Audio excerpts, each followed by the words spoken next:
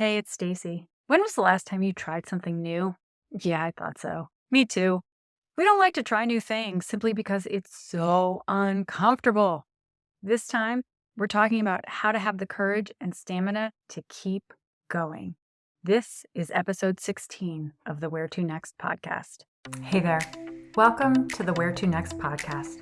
I'm your host, Stacey V, and I'm so honored to be spending the next few minutes together. If you're ambitious and have been studiously creating a life only to realize it's not entirely the way you imagine it would be, and you feel like something's missing, pull up a chair, because we're going to figure out how to get you more without doing more. Most of the time, podcast ideas come to me, they drop in, and I receive them very loud and clear. The message, this is what we're going to talk about this week.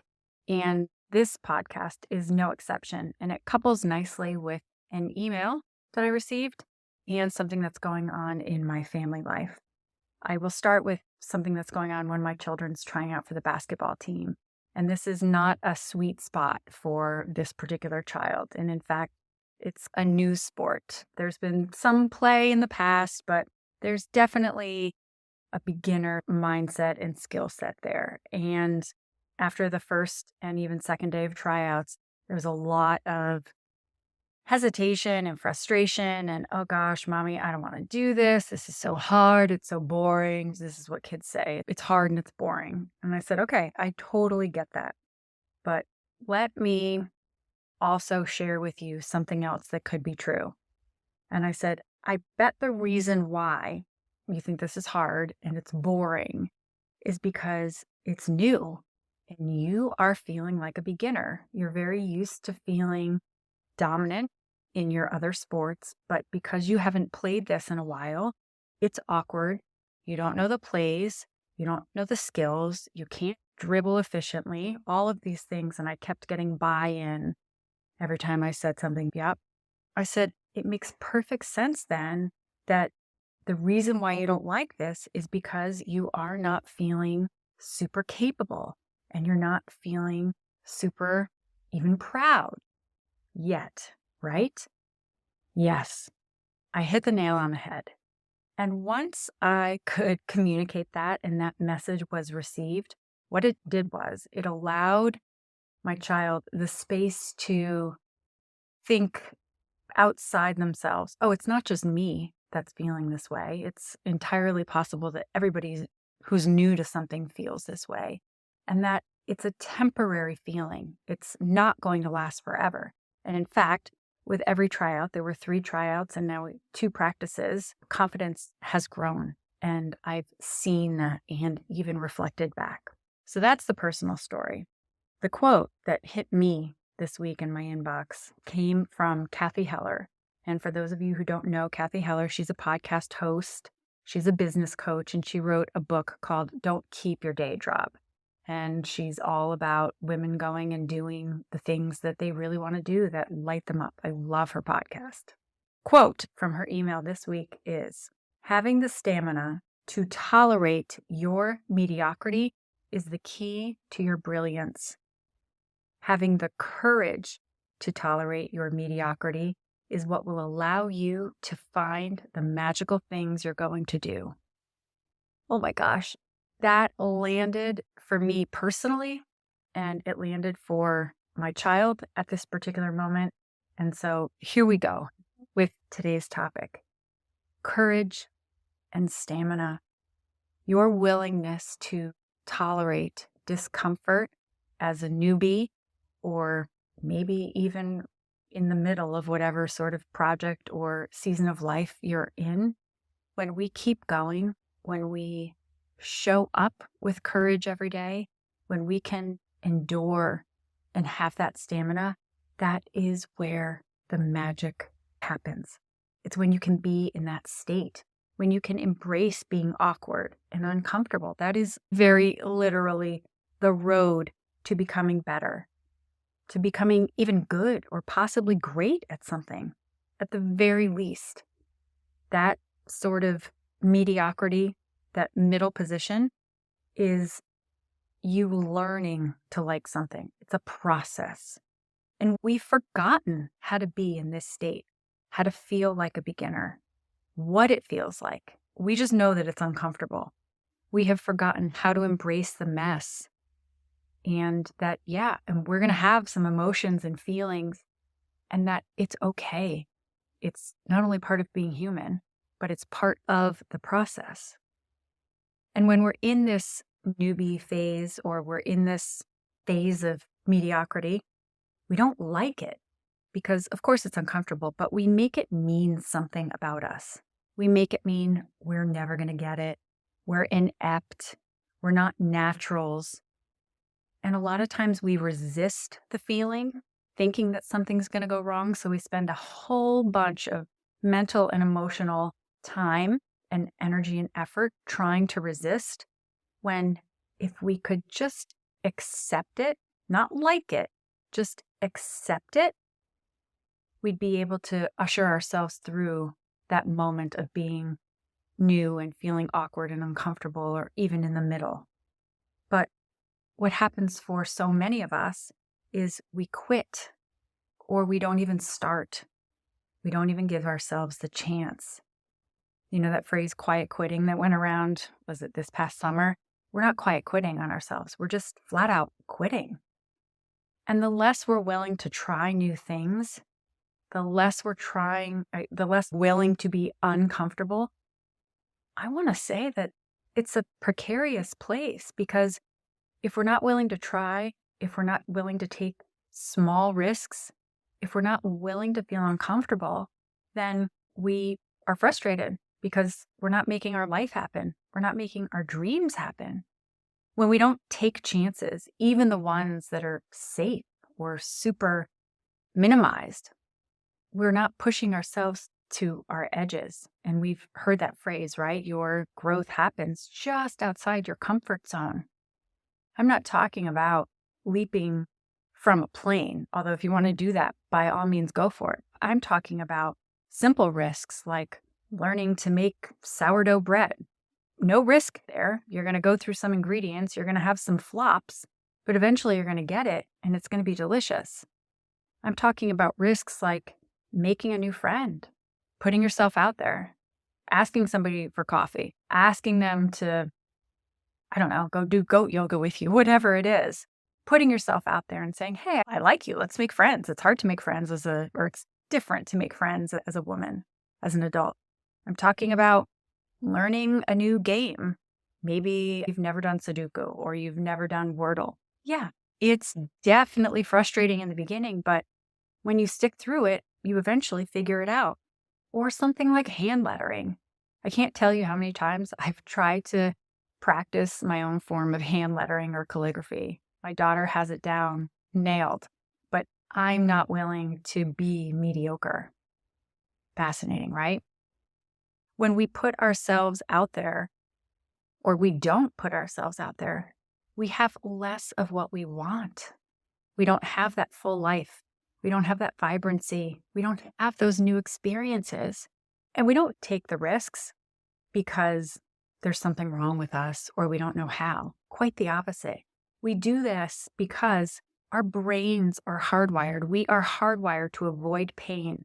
And our brain senses any sort of newness, any sort of vulnerability, any sort of taking a chance as being harmful to our very existence. Now, we know that in most cases with what we're talking about, that's not true. There's nothing inherently risky about making your life isn't in danger if you're going to try to learn to hand letter or have a go at playing an instrument or making sourdough bread. But your brain doesn't know that. So it senses danger, danger, Will Robinson, and then it sends up all of these warning signals and we listen. We don't realize that we have a choice.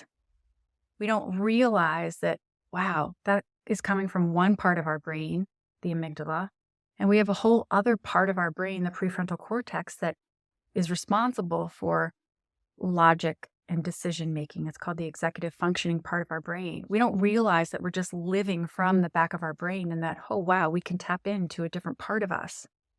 We don't realize that we can pause and say, oh, yeah, I hear that you don't want me to do this, but I'm going to do it anyway, and I'm going to be okay. It's this concept of reacting versus responding. Reacting is that innate, instinctual, oh yeah, no, I'm not going to do that. But responding is, oh yeah, I hear that, I see that, and I'm going to proceed anyway. It's the difference between saying, oh yeah, this is hard, no way, I want to quit the basketball team, I don't even want to continue to try out, versus, oh yeah, of course I don't know how to do this, so it feels really weird. Yeah, that makes sense. Okay, I'll try again tomorrow. Subtle, but significant. Here's another personal story. For me, sometimes I struggle. I have a harder time getting myself into the office to do podcast creation for you. I keep notes in my journal and on my phone about ideas when they drop in. And when it comes to the point in my creative process where I'm sitting down and doing the brain dump and the ideas and trying to piece it together coherently and cohesively, I oftentimes resist that. And what I've been working on, and in fact, it was just this week, I had this whole brainstorming session in the morning, and I came up with this reframe. And I've shifted from that place of judgment to curiosity. And it's all about, gosh, what's going to come in today? What ideas are going to come through? What is going to come out of my heart? What am I going to say today? So bringing curiosity, bringing compassion to myself, even this idea of, gosh, I'm going to go and sit and write and have fun with it feels very different than the pressure or the intensity that I might have put on myself in the past. And by allowing myself to be mediocre at this and keeping on, keeping going, mustering that courage and having the stamina, I hope I'm able to put together a great episode for you. What are the benefits of trying something new, of refusing to be immaculately mediocre? Honestly, when you can learn to be uncomfortable, when you can learn to tolerate discomfort or anything unfamiliar, that is, one of my mentors calls this the currency to your dreams. We quit because we don't like it, it's unfamiliar. But if we could be with ourselves, if we could learn how to go through that process, that is exactly what is going to get us where we want to go faster.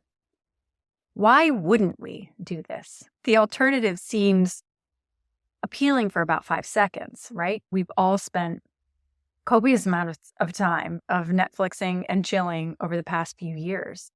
But I don't want to do that for the rest of my life. There's definitely a time and a place. And when I come at that from a place of relaxing, or it's the end of my day and this is how I decompress, it feels very different than when I do that because I want to avoid something or I don't want to take a risk. My body knows, my heart knows. Part of my personal life's philosophy is we're here for experiencing life. We're here for loving. We're here for all of it. I want to feel all of the emotions. And that's a deeper question for you. Why not? Why wouldn't you do this? Why wouldn't you embrace something new?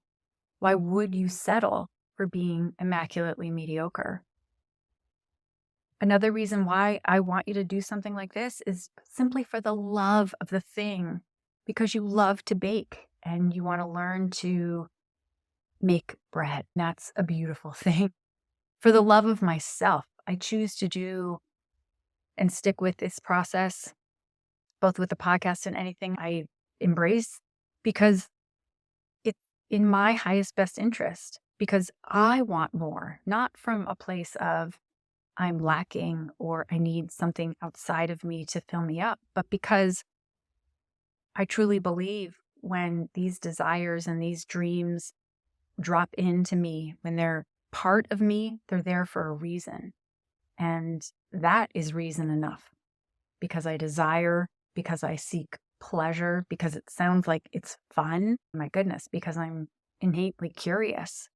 When I follow the breadcrumbs, and when you follow the breadcrumbs of your life, you never know where they're going to lead, but they're all taking you somewhere. There's this phrase, You grow through what you go through. And it's not to negate or bypass the pain or the sorrow or the anguish.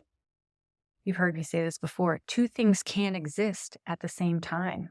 Something can be uncomfortable. We can be new at it and also know that we're going to get better, that we're going to stick it out. What are some of the roadblocks to trying something new so you're not immaculately mediocre? Pardon the interruption, but I need your help. I've got a 5-question survey, the link is in the show notes, about content for this podcast. And if you fill it out, I will send you a chocolate bar. Thank you so much. The link is in the show notes. The little things add up.